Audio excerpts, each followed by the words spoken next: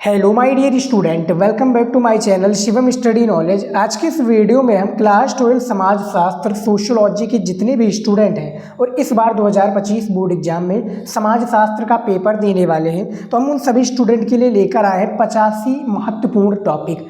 अध्याय 1 से लेकर 15 तक ये सबसे महत्वपूर्ण टॉपिक हैं, क्योंकि इसमें बताए गए 85 ऐसे इंपॉर्टेंट टॉपिक हैं जो बोर्ड पेपर में 101% यही आएगा, इससे बाहर कुछ भी नहीं आएगा। आज का ये वीडियो देख लेते हो तो आपका 95% बिल्कुल पक्का होने वाला है समाजशास्त्र में, इससे बाहर कुछ भी नहीं आएगा, मैं गारंटी लेता हूँ। स्टूडेंट आज की इस वीडियो को कंप्लीट देखिएगा, इसमें बताए गए एक एक इम्पॉर्टेंट टॉपिक आपके 2025 बोर्ड एग्जाम में सोशियोलॉजी में पूछा जाएगा, तो तैयार जरूर कर लीजिए। आज का ये वीडियो पूरा देखिएगा। सबसे पहला जो आपका सोशियोलॉजी का टॉपिक है जनसांख्यिकीय, जो आपका चैप्टर 2 है उससे लिया गया है जनसांख्यिकीय। अब इससे रिलेटेड आपका कई सारे क्वेश्चंस बन जाते हैं, जैसे जनसांख्यिकीय किसे कहते हैं, जनसांख्यिकीय का अर्थ बताइए, इसका संक्रमण सिद्धांत बताइए। ठीक है, भारत में जनसंख्या वृद्धि हमारा दूसरा है, जनसंख्या वृद्धि किसे कहते हैं। ठीक है, जनसांख्यिकीय से जितने भी प्रश्न बनते हैं आप लोगों को तैयार कर लेना है। दूसरा है जनसंख्या वृद्धि, भारत में जनसंख्या वृद्धि क्या है। ठीक है, भारत में जनसंख्या वृद्धि किस तरह से है इसके बारे में बताना है। फिर जनसंख्या वृद्धि के तात्पर्य, कारण, ये सारी चीज़ें आपको सेकंड वाले में बताना है।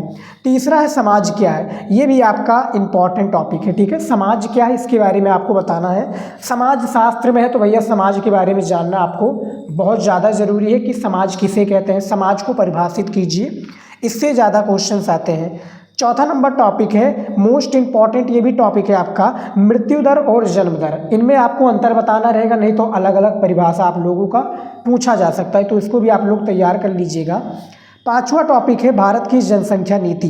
अब देखिए, भारत की जनसंख्या नीति, भारत के संबंध में जनसांख्यिकीय लाभ्यांश क्या है, भारत में जनसंख्या नीति, भारत में लिंगानुपात, ये सभी टॉपिक आपके पूछे जाएंगे। ठीक है, बोर्ड परीक्षा में। तो ये सभी जो टॉपिक है मोस्ट इंपॉर्टेंट है, तैयार कर लीजिएगा। एक भी टॉपिक को आपको छोड़ना नहीं है, नहीं तो बाद में आप पछताओगे, क्योंकि ये सभी टॉपिक आपके इस बार के बोर्ड एग्जाम में 100% आने वाले हैं। स्टूडेंट ये गारंटी है, 100% पक्का पूछे जाएंगे। ये सारे टॉपिक आप लोग तैयार करके जाते हैं तो इससे बाहर आप लोगों को बोर्ड एग्जाम में देखने को नहीं मिलेगा।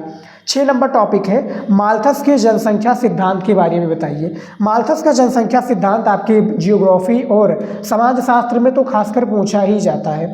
7वां टॉपिक है जनसंख्या की आयु संरचना क्या है। ठीक है, जनसंख्या की आयु संरचना का अर्थ बताइए और इसके समृद्ध की क्या तकनीक है इसके बारे में आपको बताना रहेगा, ये भी इंपॉर्टेंट क्वेश्चंस हैं। अगला टॉपिक है 8 नंबर जाति क्या है।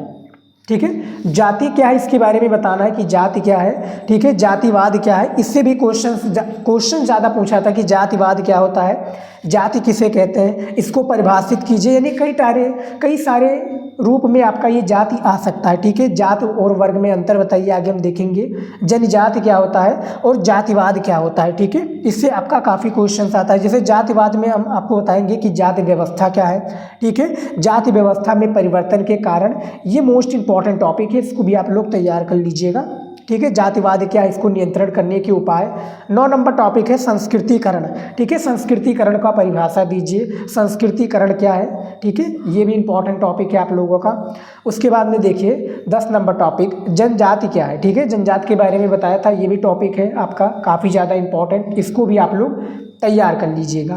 ठीक है, 11 नंबर टॉपिक है जाति और वर्ग में अंतर बताइए। ठीक है, जाति और वर्ग में आप लोगों को अंतर बताना है। ठीक है, और मैं इसका पीडीएफ भी आप लोगों को दूंगा, क्या है पीडीएफ में मैं दूंगा, और यदि इसका सोल्यूशन चाहिए तो ज़्यादा से ज़्यादा वीडियो को लाइक कीजिए, चैनल पर नए तो सब्सक्राइब कर लीजिएगा, क्योंकि इसका मैं पूरा सोल्यूशन आप लोगों को कराने वाला हूँ। आपको कहीं भटकने की आवश्यकता नहीं पड़ेगी, मैं सारे का सोल्यूशन आप लोगों को करा कर दूंगा।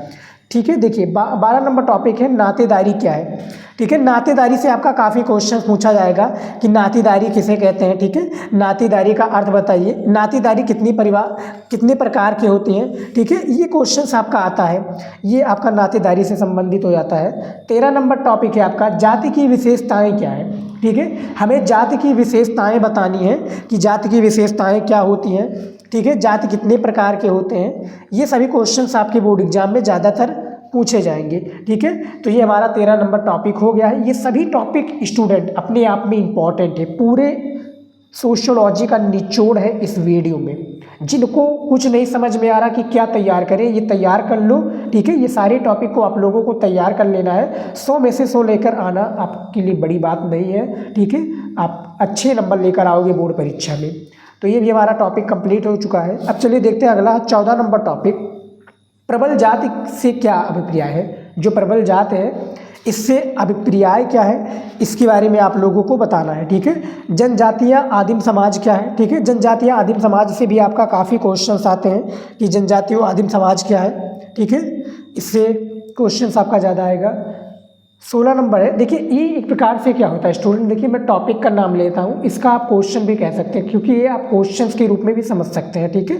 आगे का जो 2 लाइन होता है वो मैं टॉपिक के रूप में कन्वर्ट करके आप लोगों को बता देता हूँ, है ये क्वेश्चंस ही है, ठीक है। 16 नंबर टॉपिक है राज्य की व्याख्या कीजिए, ठीक है। राज्य की क्या करना है आप लोगों को, व्याख्या करना है। काफ़ी इंपॉर्टेंट ये क्वेश्चंस है, ठीक है। राज्य कितने प्रकार के हैं ये भी आपको बताना है। राज्य क्या होता है, कितने प्रकार के होते हैं, पूर्ण रूप से आपको इसका व्याख्या करना है। 17 नंबर टॉपिक है उपनिवेशवाद के कारण जाति व्यवस्था, ठीक है। उपनिवेशवाद के कारण जाति व्यवस्था क्या है, इसके बारे में आपको पूरा डिटेल में बताना है कि उपनिवेशवाद के कारण जाति व्यवस्था पर किस प्रकार से प्रभाव पड़ा। मेघालय उत्तराधिकार अधिनियम 1946 का सविस्तार वर्णन कीजिए, ठीक है। जो मेघालय अधिनियम है इसको हमने काफ़ी बार बताए हैं, ठीक है। ये भी क्वेश्चन आपका इंपॉर्टेंट है, यानी इसमें बताए गए सभी इंपॉर्टेंट टॉपिक है आपके समाजशास्त्र के लिए, ठीक है। इसको मातवंशीय, जो मेघालय उत्तराधिकार है, इसको मातवंशीय और माततंत्र क्या अंतर है, व्याख्या पूछा जा सकता है। क्या कहें, पूछा जा सकता है एक प्रकार से, क्या है, अथवा लगकर क्वेश्चन, तो आप लोगों को देख लेना है। 19 नंबर टॉपिक है आपका परिवार। परिवार से आप क्या समझते हैं, परिवार के प्रकार बताइए, ठीक है। इसके बारे में बताना रहेगा। 20 नंबर टॉपिक है बाजार। बाजार कई प्रकार से हो सकते हैं कि बाजार का अर्थ बताइए, ठीक है। बाजार में समाजशास्त्रीय दृष्टिकोण से बताइए, तो ठीक है, इस तरह से क्वेश्चन पूछा जाएगा। 21 नंबर टॉपिक है भूमंडलीकरण की कोई केंद्रीय विशेषता बताइए। जो भूमंडलीकरण है इसकी कोई केंद्रीय विशेषता आप लोगों को बतानी है, ठीक है। अति लघु उत्तरीय में क्वेश्चन ज़्यादातर पूछे जाते हैं, तो इसको भी आप लोग तैयार कर लीजिएगा। उसके बाद में देखिए 22 नंबर टॉपिक भूमंडलीकरण की कौन सी प्रक्रियाएं, ठीक है। भूमंडलीकरण की यहाँ पर देखिए पूछा गया कि भूमंडलीकरण की कौन सी प्रक्रियाएं। अब ये क्वेश्चंस किस तरह से होगा कि भूमंडलीकरण की कौन कौन से प्रक्रियाएं सम्मिलित हैं, ठीक है। तो ये 22 नंबर टॉपिक है इस तरह से। 23 नंबर टॉपिक है पूंजीवाद अर्थव्यवस्था, ठीक है। पूंजीवाद अर्थव्यवस्था किसे कहते हैं, इससे बाजार में आशय क्या है, ठीक है। और साप्ताहिक बाजार क्या है, ये अथवा करके यही होता है, ठीक है। साप्ताहिक बाजार, पूंजीवाद अर्थव्यवस्था, पूंजीवाद बाजार, ठीक है। 24 नंबर टॉपिक है समाजशास्त्र का कि कार्ल मार्क्स के आधुनिक पूंजीवाद आलोचक के नाम बताइए। ये सभी टॉपिक इंपॉर्टेंट है, चैप्टर वाइज स्टूडेंट लिया गया है, पूरे को आप लोगों को तैयार करना है, ठीक है। सबसे पहले आप लोग कॉपी में लिख लीजिए और इसका सोल्यूशन चाहिए तो वीडियो को ज़्यादा से ज़्यादा शेयर कीजिए स्टूडेंट, और चैनल पर है तो सब्सक्राइब कर लीजिएगा और वीडियो को 2 लोगों के पास जरूर शेयर कीजिएगा। इसका मैं सोल्यूशन जल्दी लेकर आऊँगा आपके समक्ष। 25 नंबर टॉपिक है उदारीकरण क्या है। उदारीकरण से आप क्या समझते हैं, उदारीकरण की नीति बताइए, यानी कई सारे रूप में आपके उदारीकरण की परिभाषा पूछे जा सकते हैं। 26 नंबर टॉपिक है वस्तुकरण या परिणीयकरण को समझाइए, ठीक है। वस्तुकरण या परिणीयकरण को समझाना है आप लोगों को, ठीक है। प्रतिष्ठा का प्रतीक क्या है, ये सब अथवा करके यही क्वेश्चन पूछे जाते हैं, ठीक है। अगला टॉपिक है आपका 27 नंबर सामाजिक विषमता, ठीक है। सामाजिक विषमता क्या है इसके बारे में आप लोगों को बताना है। देखिए जो आपका है सामाजिक विषमता, सामाजिक अपवर्जन या बहिष्कार और सामाजिक अस्थिरीकरण, ये तीनों क्या है, एक ही है, ठीक है। तीनों एक ही अति लघु उत्तरीय में क्वेश्चन ज़्यादातर ये पूछे जाते हैं, ठीक है। जो कि 3 नंबर का आपका किस में होता है, समाजशास्त्र में होता है। तो इसको भी आप लोग अभी से तैयार कर लीजिएगा, ठीक है। कॉपी में लिख लीजिए, सॉल्यूशन आपको क्वेश्चन बैंक और बुक में मिल जाएगा। नहीं तो आप हमसे सॉल्यूशन चाहते हैं, इस देखिए सॉल्यूशन इसका देना आसान बात नहीं है, 4 से 5 घंटा लगेगा। बस आप क्या है मेहनत को हमारे लाइक कीजिए, और क्या है जो मैं मेहनत करता हूँ इतना उसके लिए लाइक कीजिए। चैनल पर नहीं तो सब्सक्राइब कर लीजिएगा स्टूडेंट, क्योंकि मैं ऐसा इंपॉर्टेंट वीडियो लेकर आऊँगा। और वीडियो को शेयर आप लोग जरूर कीजिएगा 2 लोगों के पास, और चैनल को सब्सक्राइब। मैं इसका सॉल्यूशन आप लोगों को जल्द ही प्रोवाइड करूँगा, और ये जो पेज है इसका मैं PDF भी दे दूँगा, आपको लिखने की भी आवश्यकता नहीं पड़ेगी। PDF कैसे मिलेगा मैं वीडियोज में आपको बता दूंगा, फ्री में PDF आप लोगों को दूंगा, कोई चार्जेस इसका नहीं लूँगा, ठीक है। देखिए 30 नंबर टॉपिक है पूर्वग्रह। पूर्वग्रह जाति और पूर्वग्रह क्या है, ठीक है, पूर्वग्रह किसे कहते हैं और जाति पूर्वग्रह क्या होता है, ये आपका 30 नंबर टॉपिक में पूछा गया है। 31 नंबर टॉपिक है नारी आंदोलन से समाज पर क्या प्रभाव पड़ा है। नारी आंदोलन पर समाज पर क्या प्रभाव पड़ा है, स्पष्ट रूप से बताइए, ठीक है, इस तरह से पूछा जाएगा। 32 नंबर टॉपिक है भारत में लैंगिक असमानता, ठीक है, प्रभाव के बारे में बताना, इसका अर्थ क्या है, चर्चा कीजिए। ये सभी इस तरह से क्वेश्चन पूछे जाएंगे। 33 नंबर टॉपिक है जनजातीय समस्या और सरकारी प्रयास, यानी जनजातियों की क्या समस्याएं हैं और इसके द्वारा यानी सरकार के द्वारा जनजातीय समाज के लिए क्या प्रयास किए गए हैं, इसके बारे में भी आप लोगों को बताना है, ठीक है। अगला टॉपिक है 34 नंबर टॉपिक है यहाँ पर दिव्यांग। अब देखिए दिव्यांग से रिलेटेड जो आपका क्वेश्चंस आता है वो कई प्रकार के क्वेश्चंस आते हैं, जैसे कि दिव्यांग के लिए किए गए सरकारी प्रयास क्या है, यानी जो सरकार के द्वारा किए गए सरकारी प्रयास हैं वो क्या है, ठीक है। दिव्यांग की स्थिति कैसे रहती है, दिव्यांग लोगों को विकलांग, जो दिव्यांग होते हैं बेसिकली ये विकलांग होते हैं। जनगणना में विकलांग लोगों के लिए अपनाया गया दृष्टिकोण क्या है, जो कि 2011 की जनगणना के अनुसार आपको बताना होगा, ठीक है। अब इससे रिलेटेड जो दिव्यांगों का संघर्ष क्या है इसकी व्याख्या कीजिए, ठीक है, इसकी प्रमुख समस्याएं क्या है। तो दिव्यांग से रिलेटेड जितने भी आपके टॉपिक बनते हैं, जितने भी क्वेश्चंस बनते हैं, सारे को तैयार कर लेना है। 35 नंबर टॉपिक है दलितों के कल्याण हेतु सुझाव जो किए गए यानी उपयुक्त सुझाव किए गए हैं उसके बारे में आपको बताना है। ये ज़्यादातर लघु उत्तरीय में क्वेश्चंस आता है, जो कि 6 नंबर का एक होता है सोशियोलॉजी में, ठीक है, तो इसको भी आप लोग तैयार कर लीजिएगा। उसके बाद में देखिए क्या है, हाँ अगला देखिए 36 नंबर टॉपिक समाज सुधार आंदोलन। देखिए समाज सुधार आंदोलन में जैसे समाज सुधार जो आंदोलन है इसमें इसका आंदोलन कैसे हुआ, इसमें जो है राजा राम मोहन राय के विषय के बारे में आप लोगों को ज़्यादातर बताना रहेगा, ठीक है, समाज शास्त्र में। 37 नंबर टॉपिक है भारत में अन्य पिछड़ी जातियों के बारे में बताइए। जो भारत में अन्य पिछड़ी जातियां हैं, ठीक है, इनके बारे में आप लोगों को बताना है, पूरा डिटेल में बताइए कि इनकी समस्याएं क्या है, इनकी व्याख्या कीजिए, ठीक है। जातियों की प्रमुख समस्याएं क्या है, जो अन्य पिछड़ी जातियां हैं इनकी समस्याएं के बारे में आप लोगों को बताना रहेगा, ठीक है, इस टॉपिक में। 38 नंबर टॉपिक है समुदाय क्या है। अब देखिए समुदाय से रिलेटेड आपका एक क्वेश्चन आया हुआ है ना, तो समुदाय से रिलेटेड आपका काफ़ी सारे क्वेश्चन आ सकते हैं, जैसे समुदाय क्या है, सामुदायिक पहचान किसे कहते हैं, ठीक है, इस तरह से ये समुदाय से रिलेटेड आपका क्वेश्चन बोर्ड एग्जाम में पूछे जाएंगे, ठीक है, तो इसको भी आप लोग 38 नंबर टॉपिक भी को भी तैयार कर लीजिएगा। अगला टॉपिक देखते हैं, अगला टॉपिक है सांस्कृतिक विविधता, ठीक है, सांस्कृतिक विविधता जो कि 39 नंबर टॉपिक है। इसमें क्या होता है बेसिकली जो है सांस्कृतिक विविधता में कि इससे आप क्या समझते हैं, ठीक है, इसके संक्षिप्त वर्णन कीजिए, संक्षिप्त टिप्पणी लिखिए, इस तरह से क्वेश्चन से पूछा जाएगा, ठीक है। सांस्कृतिक विविधता आगे हम दिखाएंगे आपको सांस्कृतिक विविधता क्या होता है, आगे हम आपको दिखाएंगे सांस्कृतिक समुदाय, ठीक है। अगला देखिए क्षेत्रवाद जो कि 40 नंबर टॉपिक है। क्षेत्रवाद क्या होता है, क्षेत्रवाद किसे कहते हैं, इसके कारणों को बताइए, इसके 2 कारक को बताइए। कारक और जो कारण है ये अलग है स्टूडेंट, ठीक है, तो इसके बारे में आपको बताना रहेगा। 41 नंबर टॉपिक है संप्रदायवाद या सांप्रदायिकता, ठीक है, संप्रदायवाद या सांप्रदायिकता क्या है इसके बारे में आप लोगों को बताना है, या करके यानी चाहिए सांप्रदायिकता पूछ लिया जाए या संप्रदाय, दोनों एक ही है। घबराना नहीं है कि मान लीजिए कि सांप्रदायिकता पूछ लिया जाए तो आप सोचेंगे कि मैंने तो संप्रदायवाद याद किया था, तो दोनों एक ही होते हैं। ये क्वेश्चंस किस तरह से पूछे जाते हैं कि संप्रदायवाद या सांप्रदायिकता क्या है, इसका अर्थ स्पष्ट कीजिए, इसका परिभाषा दीजिए, तो सारा एक ही है। 42 नंबर टॉपिक है धर्मनिरपेक्षता, ठीक है, धर्मनिरपेक्षता किसे कहते हैं, धर्मनिरपेक्षता से आप क्या समझते हैं, ठीक है, इसके महत्व को बताइए, इसकी भूमिका बताइए, ठीक है, तो काफ़ी सारे आपके रूप में ये जो एक टॉपिक होता है उसके कई सारे भाग आते हैं। 43 नंबर टॉपिक है भाषाई राज्यों ने, जो भाषाई राज्यों ने भारतीय एकता के बारे में बताइए। जो भाषाई राज्य हैं इसमें जो भारतीय एकता को मजबूत करने में सहायता क्या दी है इसके बारे में बताना है। 44 नंबर टॉपिक है सांस्कृतिक समुदाय, इससे आप क्या समझते हैं, ठीक है, इसमें अपना मत भी देना है, ठीक है, यानी कई सारे एक प्रकार से होता है ना अथवा लगकर, ठीक है, अथवा लगकर क्वेश्चन पूछे जाते हैं, जैसे सांस्कृतिक समुदाय क्या है, सांस्कृतिक समुदाय से आप क्या समझते हैं इसका अर्थ बताइए, तो तीनों का निचोड़ एक ही होगा, एक ही आंसर निकलेगा आपका। 45 नंबर टॉपिक है प्रक्षेपण, देखिए क्या है, प्रक्षेपण पद्धति या सर्वेक्षण प्रणाली, ठीक है, ये जो पूछा गया प्रक्षेपण पद्धति और सर्वेक्षण प्रणाली एक ही होते हैं, ठीक है। प्रत्यक्ष जो आपका प्रत्यक्ष पद्धति है या प्रत्यक्ष प्रेक्षण इसे क्या कहते हैं, यानी क्या कहते हैं, इसका परिभाषा देना है आप लोगों को, ठीक है। और सर्वेक्षण प्रणाली क्या होता है, इसका वर्णन कीजिए, इसके समस्याएं बताइए, इसके प्रमुख आधार बताइए। इस तरह से आपके क्वेश्चन पूछे जाएंगे 45 नंबर, इसको भी तैयार कर लीजिएगा। अगला टॉपिक देख लेते हैं 46 नंबर, सामाजिक सर्वेक्षण क्या है, ठीक है। सामाजिक सर्वेक्षण क्या होता है इसके बारे में बताइए, इसके प्रमुख उद्देश्य क्या है, ठीक है। तो ये भी आप लोगों का इम्पॉर्टेंट है।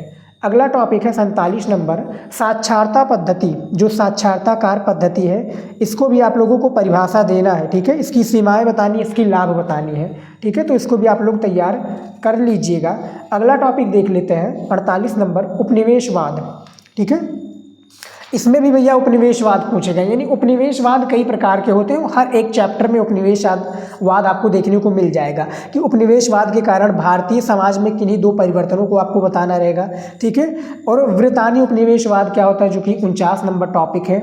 नगरीकरण क्या है भैया, ठीक है, नगरीकरण किसे कहते हैं, नगरीकरण से आपका अर्थ क्या है, इसके समाज के बारे में बताइए। अब देखिए नगरीकरण से जो रिलेटेड है, देखिए नगरीकरण और नगरीय समाज ये अलग है, याद रखिएगा।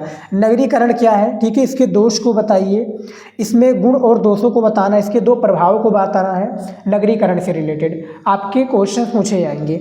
51 नंबर टॉपिक है, औद्योगिकरण और नगरीकरण में अंतर आप लोगों को बताना रहेगा, ठीक है, इसके परस्पर संबंध को बताना रहेगा। 52 नंबर टॉपिक है नगरीय समाज, ठीक है।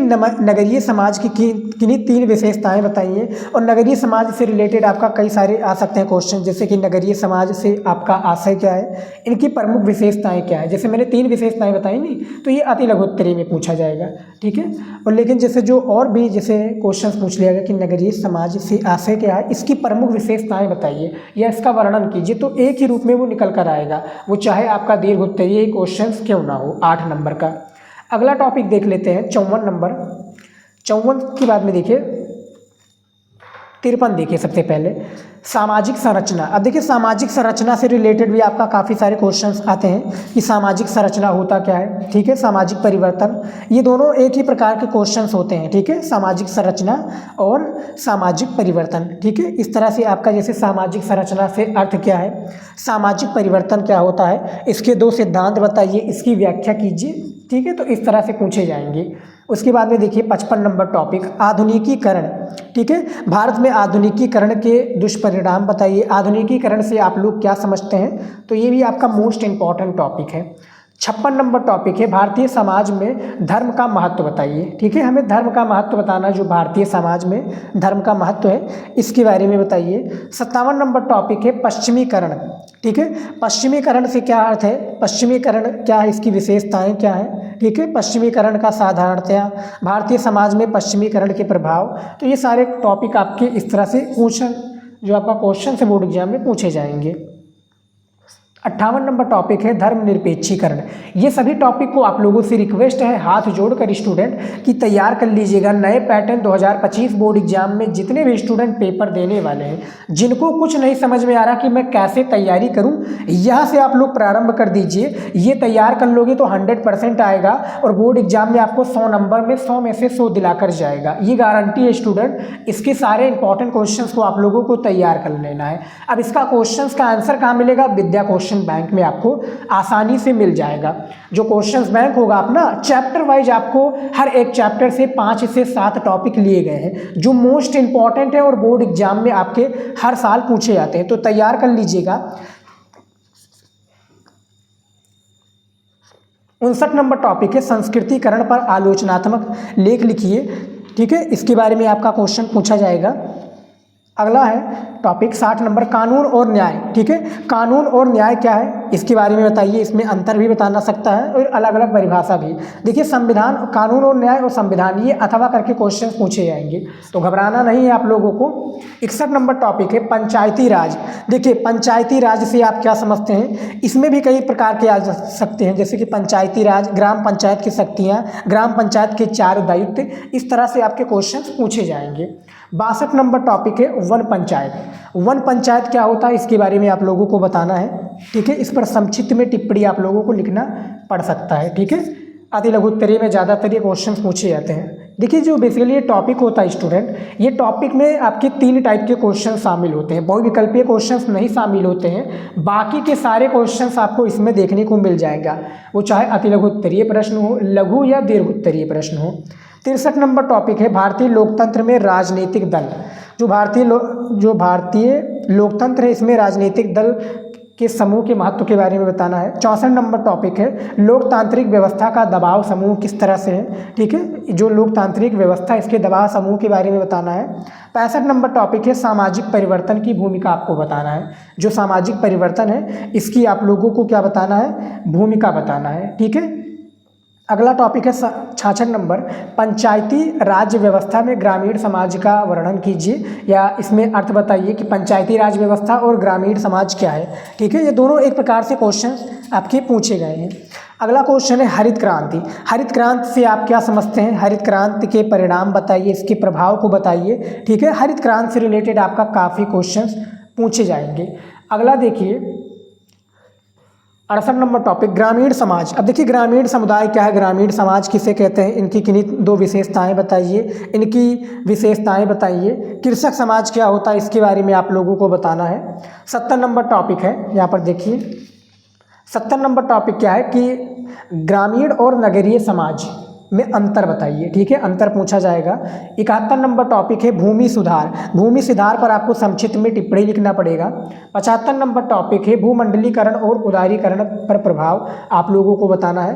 73 नंबर टॉपिक है भारत में कृषक संरचना का वर्णन कीजिए, ठीक है। 74 नंबर टॉपिक है वैश्वीकरण का भारतीय समाज पर क्या प्रभाव पड़ा, इसके बारे में आपको बाकायदा बताना है।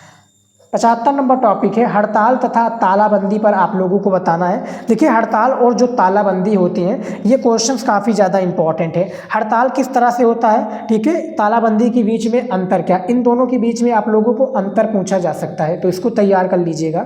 76 नंबर टॉपिक है इलेक्ट्रॉनिक अर्थव्यवस्था, ठीक है, इससे आप लोग क्या समझते हैं ये बताइए। उसके बाद में देखिए 77 नंबर टॉपिक सोप ओपेरा क्या है, ये आपका ज़्यादातर अति लघु उत्तरीय में जो कि 3 नंबर का आपका क्वेश्चन पूछा जाता है उसमें ये सोप ओपेरा क्वेश्चन पूछे जाएंगे, इस बार के बोर्ड एग्जाम में कन्फर्म है। 78 नंबर टॉपिक है औपनिवेशिक सरकार ने राष्ट्रवादी, जो औपनिवेशिक सरकार है इनको राष्ट्रवादी जो है, राष्ट्रवादी क्या है, औपनिवेशिक सरकार ने राष्ट्रवादी कारण बताइए, इसके परिभाव बताइए, इसके जो है कई सारे रूप में क्वेश्चंस बन सकते हैं कि औपनिवेशिक सरकार ने राष्ट्रवादी प्रेस जो है व्यवस्था को कैसे लागू किया, ये इस तरह से क्वेश्चंस आप लोगों को बन सकता है, ठीक है। अगला टॉपिक देख लेते हैं। 85 इंपॉर्टेंट टॉपिक है और पूरे का बुक का निचोड़ है। आज की इस वीडियो को देख लेते हो तो आपको 95 प्लस लाने से कोई भी नहीं रोक सकता, ये गारंटी है स्टूडेंट। उसके बाद में 79 नंबर टॉपिक भारत में टेलीविज़न का प्रसारण कैसे होते हैं, युवा और मोबाइल पर आपको संक्षिप्त में लेख लिखना पड़ेगा। 81 नंबर टॉपिक है सामाजिक आंदोलन। सामाजिक आंदोलन के बारे में भी आपको बाकायदा बताना है कि सामाजिक आंदोलन, सामाजिक परिवर्तन ये क्या होता है। 82 नंबर टॉपिक है पारिस्थितिकीय आंदोलन क्या होता है, ठीक है, पारिस्थितिकीय आंदोलन का एक उदाहरण दीजिए। पर्यावरणीय आंदोलन क्या है, इससे अभिप्राय का इसका अर्थ स्पष्ट कीजिए, इससे आप क्या समझते हैं, ठीक है, इस तरह से पूछा जाएगा। दहेज प्रथा से आपका पूछा जाएगा। 84 नंबर टॉपिक जो है वो यही है कि दहेज प्रथा का कारण और परिणाम बताइए, इसका परिभाषा दीजिए, ठीक है, इसके प्रभाव के बारे में बताइए, इसके दुष्परिणाम के बारे में भी आप लोगों को बताना पड़ेगा। तो दहेज प्रथा से जितने भी टॉपिक बनते हैं, जितने भी क्वेश्चन तैयार कर लीजिएगा। 85 नंबर टॉपिक है कृषक एवं नव किसान आंदोलन के बारे में बताइए। जो कृषक एवं नव किसान आंदोलन है इसके बारे में आप लोगों को बाकायदा बताना रहेगा। कृषक एवं नव किसान आंदोलन के मध्य जो है अंतर क्या है, ठीक है, तो इस तरह से क्वेश्चन पूछे जाएंगे, तो तैयार कर लीजिएगा स्टूडेंट। तो इसमें बताया गया 85 मोस्ट इंपॉर्टेंट टॉपिक था जो कि आपकी बोर्ड एग्जाम के लिए मोस्ट इंपॉर्टेंट है, तैयार कर लोगे तो ज़्यादा बेहतर रहेगा। तो फिलहाल स्टूडेंट इस वीडियो में इतना ही। ये इसका सोल्यूशन चाहिए तो आप लोग क्या है ज़्यादा से ज़्यादा वीडियो को लाइक, PDF के लिए आपको करना क्या है, नीचे दिया हुआ है इंस्टाग्राम की ID, व्हाट्सअप की ID, टेलीग्राम की ID, तीनों को फॉलो कर लीजिए। मैं कहीं पर भी मैं PDF 1 से 2 दिन में अपलोड कर दूंगा, ठीक है, फिर जाकर आप लोग डाउनलोड करके सारे क्वेश्चंस को देख लीजिएगा, इसका आंसर क्वेश्चन बैंक में मिल जाएगा। तो फिलहाल स्टूडेंट इस वीडियो में इतना ही। वीडियो को शेयर कीजिएगा, चैनल पर नए तो सब्सक्राइब कर लीजिएगा। मिलते हैं नेक्स्ट वीडियो में, जय हिंद।